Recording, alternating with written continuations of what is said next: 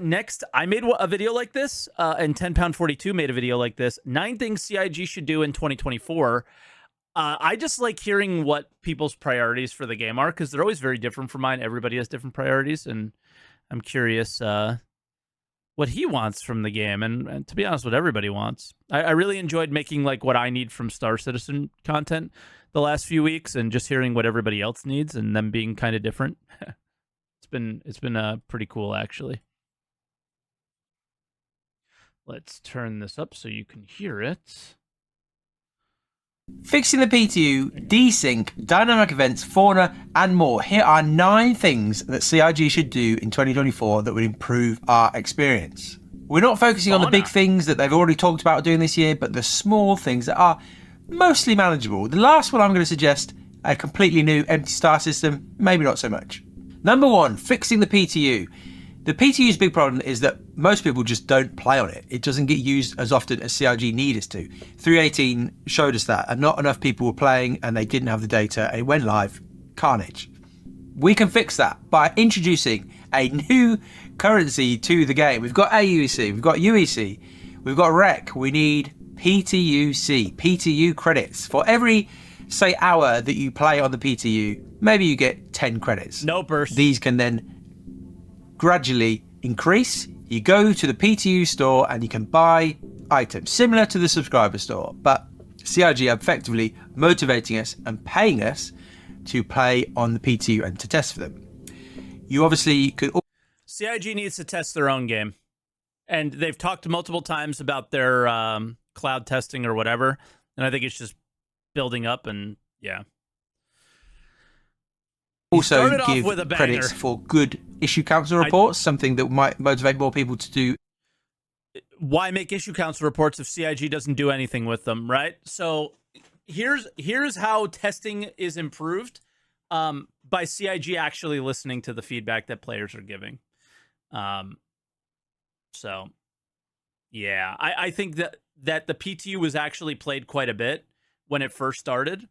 And I think CIG doesn't really use the issue council effectively, and I don't think it uses the PTU effectively as well. So players don't play it because there's no value even on the CIG side in playing it. Issue council reports. And also, if CIG hadn't had something coming up with... very good at archiving bugs. They just archive them as if they, yeah, we know, by the way, and then just don't do anything about it. They really need people to kind of hammer on the servers, just chuck a double XP event up. 2 times credits earned for any hours played. It's, I think, a fairly simple idea. I'm sure other people have said things similar to it, but it would help motivate most people to play. Some people really love getting new items. Now, these items could just be things that CIG have already released. They could be subscriber items. Maybe they could be... I mean, maybe he's onto something. I hate the idea. I'm not going to lie. I hate the idea. But incentivizing people to test is obviously the base of the idea. Maybe the way he wants to incentivize, I'm not a huge fan of, but I don't know. I don't have a better idea. I tell you that much. So it's kind of hard to say his idea is bad when I don't have a better one, right? PTUC exclusive items so that people who do loads of testing can show off. They can have some sort of helmet which got PTU slapped on the front of it. Who knows? I'm not that interested in the actual things that you get in the store, but more... They kind of do this already. I don't know if you guys are aware. Maybe they need to be better about doing them more often. But the people who do the most testing in the PTU do get rewarded free ships and other things. So the fact that CIG needs to start motivating us to play in the PTU. Desync. Desync has long ruined PvP encounters and just general gameplay. Yep, ships jumping all over the screen. And at various points, CIG have spent some time and tried to improve things. I think we are due another one of those pushes. I did a stream not too long ago, tried to give away some stuff. The idea was that people would be fighting each other, hand to hand, punching, slapping, whatever they wanted to do. But the desync was so bad, and nobody could even hit each other. People were just moving all over the place. And so I just think once server meshing has kind of come in the first initial bit, because I think the people who are working on server meshing are also the same people who would be looking at something like desync. Yes. Once that first bit of initial static server, and this isn't even I believe they said server meshing is our priority right now, and then once server meshing is kind of out there in the world, our next major priority is desync. So meshing is coming. I would be very interested to see if CIG would do another push on improving desync. Maybe server meshing itself and the replication layer would improve things, who knows, but I would really love a push in 2024 to improve the situation with desync. Number 3, let's talk dynamic events, because I'm not sure all of these are really worth CIG's time. Xenothreat, I think, is a good event. It has that teaser of big fleet gameplay, ships everywhere at sub 20 FPS at least, but you at least see the future of maybe fleet combat. You also got the nice cargo gameplay. It's quite a well-rounded event, and I think probably could do with a few tweaks and just changes, maybe change of location to make it feel fresh rather than, I don't know why Xenothreat keep doing exactly the same thing in lore, but who knows, who cares? The next one would be Siege of Orison. I don't know about this one. I know that CIG are now putting masses of work, and they have been for ages, in the PTU to try and get Siege of Orison working. I just don't know that it's worth it. I think I've never completed the event. There's always been some sort of bug that has stopped me completing the event. But even when it's kind of been going... I refuse to play Siege of Orison now. It got to the point where I was like, oh, they addressed the issues that I had with it. And then immediately dealt with the same issues of people skipping ahead and just making it not fun. Well, you're often kind of so separate from the other players that somebody's already run miles ahead and they've done half the things. The lieutenants have been taken out, the codes have been found. I know they're trying to bunch it all together, but it just feels a bit separate and a bit of a mess, to be honest. Yeah. I do get that CIG probably wants to create a big PvE FPS showcase, but with the AI being as kind of woeful as they are 90% of the time, I just don't know really why they're chucking so many, seems like, resources at this. The team working on this, it must be doing tweaks and bug fixing. I guess at this stage they've probably gone too far to give up, but I don't think most people will be playing this over and over again. I just don't think most people care. The Nine Tails lockdown event was so unpopular that CIG just scrapped it. I actually never... Well, we would have to see the numbers. Ninetales Lockdown, he's on next, which is, this one was funny. A lot of controversy around that, because I don't think that the solution to the new Ninetales is what we asked for. It just sounds like Xenothreat. Bothered playing that one. I just didn't ever try it. But they are turning it into the Blockade Runner event that in theory is coming this year. We'll have to see and wait, and that could be good. We'll have to see how it goes. But I think the main clues for dynamic events and the success of them come from Jumptown.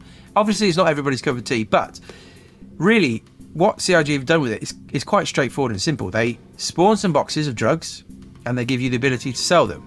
And that's really all they're doing. There's no AI, no big locations needed. It's quite straightforward, very sandboxy. And so I think I'd probably prefer to see CIG just try and replicate that, but maybe with different professions, and maybe it's not. Bro, they have. That's what Wake of Disaster is. That's what the SPK is. And those are actually kind of dynamic. Wake isn't, but SPK actually is dynamic Jumptown. It's just not as valuable to do. And I guess there's no real, like, super rare item outside of the Pico with the inventory in it. I am with you, like, do more dynamic events that are different. I want to see like a mining resource rush type of situation, like Wake as well. Like, yo, there is this big ass rock here for you to mine. And I almost wish they didn't do Wake of Disaster first, because salvaging has been so all over the place in terms of broken and uninteresting, too easy. The ships that have cargo in them had insane amounts of cargo, all that stuff. But mining is pretty well figured out. So just having like a field of really good Quantanium rocks and just saying go here and seeing what happens would be really, really interesting. I think that would be fought cool. over. Maybe everything would be fought over where money's involved. But I think if they were to just create other events, other things where they're spawning different exciting things for people to go and find or mine, big clusters of a huge cluster of resources that suddenly are mined, people are going there. I think for now that might be a better way to do dynamic events, but they're not really. I mean, even going so far as if at some point armor and weapons and like components and things like that actually start to make meaningful change to a player's experience, maybe maybe ammo matters, right? Like instead of it being a drug facility, it could be an illegal ammo creation facility, just like the things that you're going for don't always just need to be sold, but could be used, right? That kind of stuff. That like dynamic cool anyway, armor, especially like when they're just repeating over and over again. It feels like you're just doing nothing. But I have got an idea that I think is a bit more exciting. Have you ever played Animal Crossing? You can build a bridge, and what happens is you put down your bridge marker, a little man thing appears there, and you deliver money to him, and once you've hit the target, the amount of money that you need, he overnight will build a bridge, and then the next day you've changed your island. Similar in the Legend of Zelda Breath of the Wild. I think it's called Tarry Town. You build up a town, you deliver resources, and it builds up, and you obviously have shops, things there that you can do. I would love to see something like that in Star Citizen this year. I think that's quite doable. All they need to do is say Microtech wants to build a small settlement on. This is what they should have done with Seraphim Station and Port Olisar. What he's describing is what should have been done with that. It should have been, we need to update, and we need some deliveries and things like that. Microtech somewhere. They pop down a small building and they use that as their kind of base of operations. They request some materials, maybe some low-value materials for building, like titanium, tungsten. He's doing an extraordinarily long-winded way of saying in-game community projects. I don't know how many times I've heard this suggested, and I don't know what is the blocker, what's the holdup, but I don't know anybody who doesn't think this should be a thing. Like, this is very good. And it's just good gameplay, man. And then you have the pirates who would hit this kind of cargo, I think, right? So it's just like, yeah, we need this. Maybe. And miners can go out there, they can refine all that stuff, deliver it up to them, get paid for their delivery, but also, once we hit some sort of mythical, magical target, CIG can drop in with the Rastar tool some buildings. Maybe after that, they then say, well, we need a landing pad, or maybe they want some sort of medical clinic. There's things. I don't think they could do that without a patch, though. That's kind of the problem, right? That they can add on, and we can basically keep building up these locations. It would feel like we are contributing to the building of the star systems.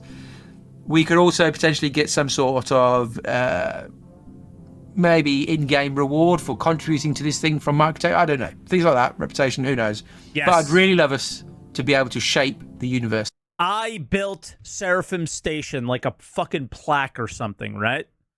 Like, imagine if you contributed, and like the more you contributed, the more like the higher level reward you got. Are you fucking kidding me, man? Like, that's the type of stuff that, like, it is so tiny, but that's the type of stuff I love, right? The idea of I did this and I have this reward for doing that, and I have a little thing that a little plaque that is only capable of being earned at that moment. And if you weren't there at that time, you don't get that thing unless somebody sells it to you. That kind of thing. That we're in, rather than just CIG dropping a load of things in. I want an item, man. I want a similar representation kind of note to that. Like a digital, physical representation of that I was there, right? Like back in the day on Twitch when, cool things were happening and everybody was saying, Pog, I was here for like the greatest moments in Twitch history, right? This would be like a I was here moment, right? And I think that's sort of what he's on about, and I think that would be, oh, thank you for bringing that up. That was such a awesome. I just felt good. Are there no real fetch quests in this game? I know it's not particularly exciting gameplay, but why don't the locations around the system request things? I know they buy and sell things, but surely there should be missions in some of these new derelict settlements where there's just a little job board or screen there that's just requesting items. Why does Grimhex not request guns? There's just very small gameplay type things that you feel like I think we'll get would there. easily be able to be dropped into the game, and they wouldn't. I think he's saying easily dropped into the game more often than it probably is easy, but yeah. The other thing is, even though it might be easy to drop into the game, is it worth the time at the moment? For the things that he's discussing, I agree. I think that these would be on my list of things that I would want them to prioritize as soon as possible. But at the same time, I feel like it's their priority right now is to just get like bigger overarching features in. But yeah, I'm with you. I want this so bad. Change the game, but it would allow for more missions, more options for things for people to do. Those derelict settlements that we've got surely are in need of food, water, things like that. So I don't know. I think fetch quests on a basic level, they're not really in the game, and I don't really know why. Let's fix the lore system now. Let's switch things up. I think killing in the Star Citizen universe is very casual. This doesn't seem to be that big a deal. I think we need a bit of a shift in how we treat murder. If I get a crime stat for one murder, I can't land at any location outside of Grim. One murder, I'm done. I think they're handling it pretty strong. And the only place to clear it is one location. Yeah. Legal killing? It's fine. We can kill people once we've got permission to do so. So if you're doing some sort of bounty hunter mission or your self-defense, I think we can kill people. That's fine. But illegally killing somebody and having that crime recorded by a comrade, so it's caught by the crime system, that should be a bigger deal than it is. I don't think it's the best system that we just go to security post career and we just wipe it from existence and we're just running around like it's fine. I think I would prefer a shift to, you could reduce the sentence down to 0 at security post career, so you didn't have to go to jail, but it would still be on your record that you had murdered somebody. Okay. I understand what you're saying now. He wants long-term reputation.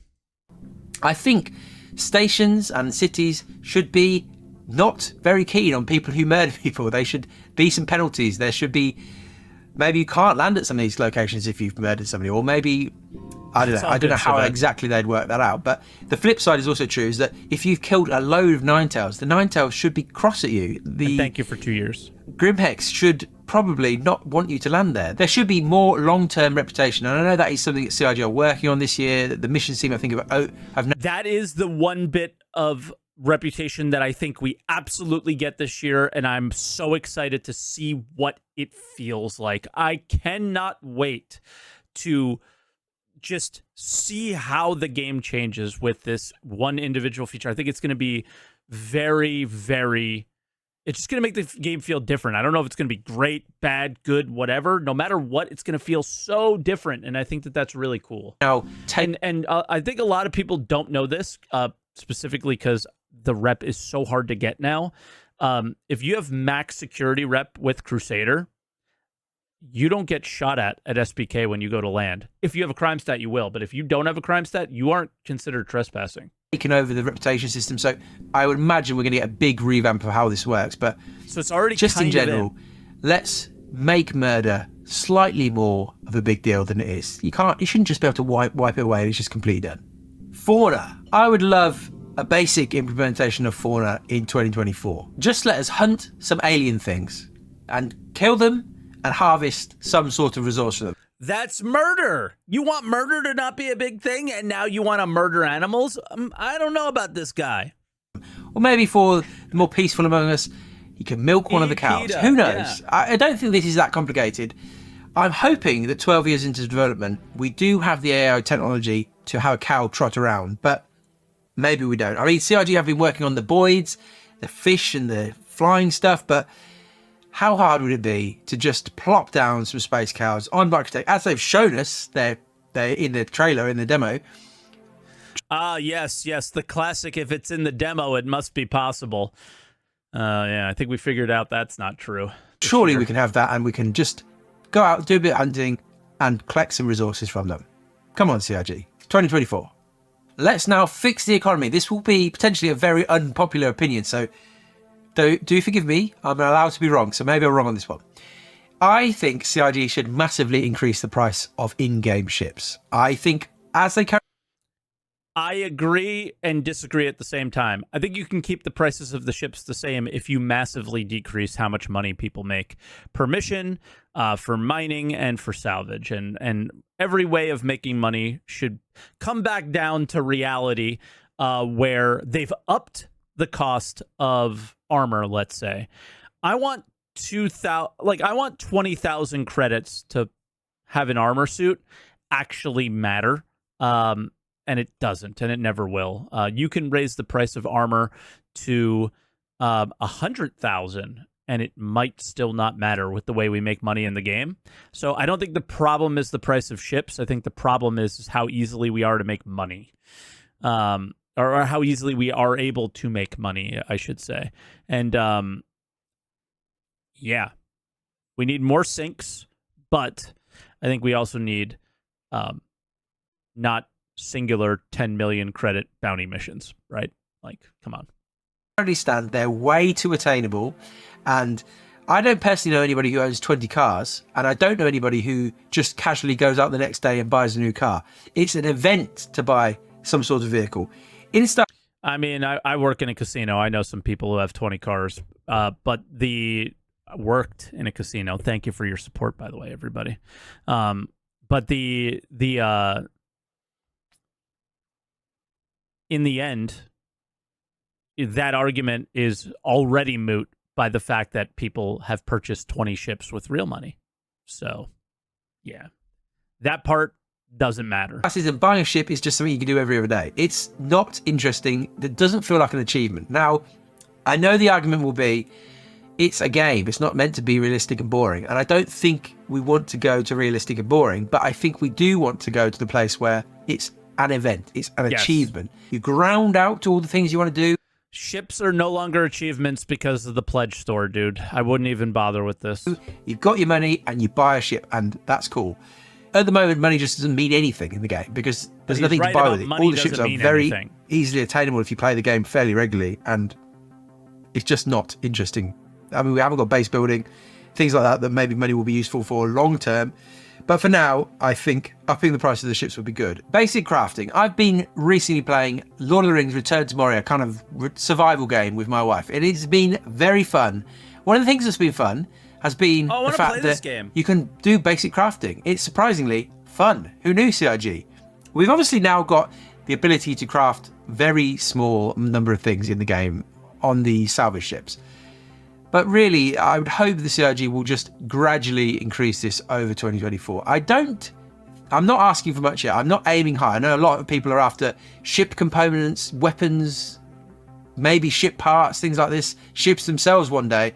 I think we need to aim much lower than that initially. I would say, med pens. Can we just get the basics of ammo? I've gone out, I'm on my travels, and I didn't bring any water. Can I craft a water bottle so I can use a river and fill it up? Can I add 2 pieces of food together to combine them to make some sort of meal, maybe? I mean, guys, answer the question. All right, he's asking questions. If you were CIG, what would you say to his questions? They would just say no. Sorry. Simple stuff that makes sense? Nah. Fuck that. I mean, one of the simplest things that you said, he didn't even ask to craft water. he has to craft a water bottle so he could fill it up. Right? What a great idea. Like, what a simple thing that it like brought a smile to my face. Something so simple. They don't care. They don't care to Maybe that isn't the direction exactly that they want to go in, but I would love that we've idea. got to start increasing the number of crafting options, and I don't know if CIG really know how they want to do this yet. There's a lot of talk about blueprints, and I think CIG have mentioned blueprints themselves, but I would imagine serious crafting of big items, like I said, are not going to come this year, but let's see them take tentative steps to build out a crafting system. I agree. An empty star system. Now, forgive me whilst we slightly go off the deep end here.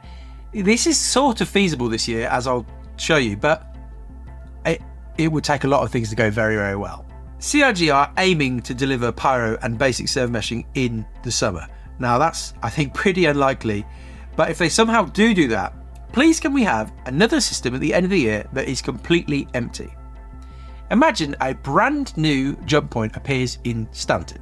It's a completely undiscovered system. It has no infrastructure, no stations, no settlements, no NPCs. Think of the sweet, sweet performance we'd have. Just one planet and one moon, completely unexplored. On that moon are deposits of a new, super valuable resource ready to be mined. It's initially worth a fortune. And maybe on the planet there are super dangerous fauna, whose venom is also super valuable. Okay, now he's That's cooking. assuming fauna make a lot of progress this year. We have ourselves a good old-fashioned gold rush. Players rush to the system to try and make as much money as they can. There's no... Don't do it until base building. I am with you 100%. I think this is a cool idea, all right? But you cannot do it until we can build bases. That's why I think it would just... you got to have the gold rush mentality of, like, I am claiming this land as well, right? Like, this is my land claim. Ability to refuel or... Then I think the idea is, like, literally perfection. At first I was like, what is he talking about? And then he was like cooking, and he was cooking, and then he was cooking, and yeah, I think it's really or good. Repair in the system, so getting in and out is going to be tricky. Players group up, pirates pirate, it's the Wild West, is effectively a giant raid. It's like Jumptown, CIG. You want to know what's fucking hilarious? That's what Pyro was supposed to be. And then they made it Stanton V2 without a law system, basically. That's what Pyro was supposed to be. Why didn't they just make Pyro like that? I don't get it. But okay. Just has to set up the scenario and let it play out. No, man, it had to have lore and about 50 stations and all this stuff when, like, this was exactly what they sort of set out it to be for a while.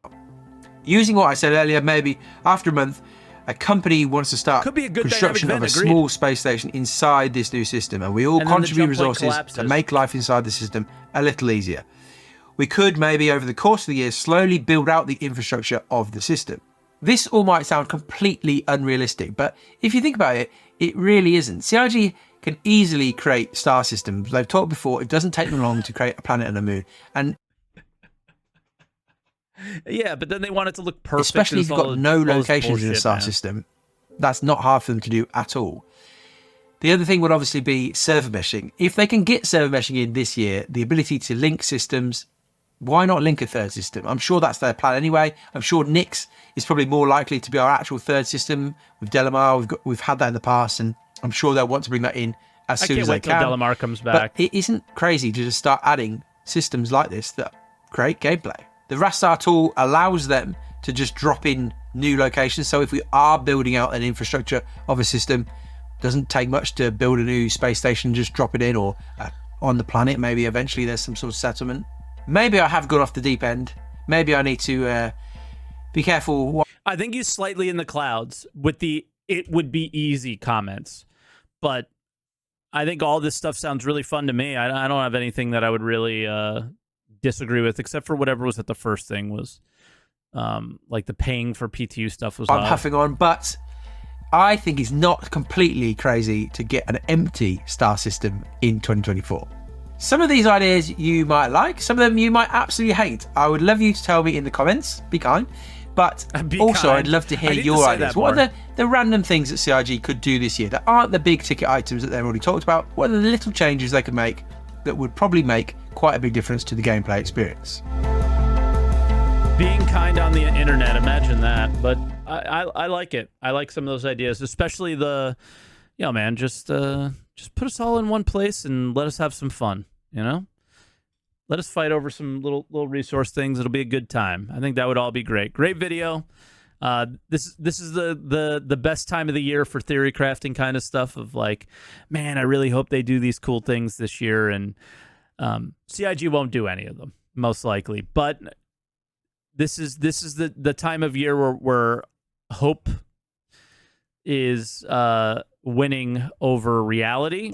And I am definitely in that camp of I really hope this year is great, and I think it has the chance to be. It just comes down to Star Citizen and CIG, and do they deliver? Do they deliver on the potential that they really could this year? I don't know, and it's going to take exactly the type of things that video was about, is the little things, not the big ticket features. The little things that we do day in and day out that keep us engaged and interested in the game. And that there are a good amount of them, and that there is something to keep us really in tune with it. And I think that's what I think is the most important. And I hope that's what this year is about, to do enough little things and enough big things, I guess, to make it feel like we're on the right path to a really, really enjoyable experience. And I think they could do it this year if that's what they want to prioritize. I don't know what they want to prioritize yet. Is it still just server meshing, and nothing else matters? Or does the actual player experience matter this year? I certainly hope it does, right? And I think that's basically the video that he just made, is 10pound42 is ready for the game to be enjoyable on a regular basis. And it's going to take those little things to do that.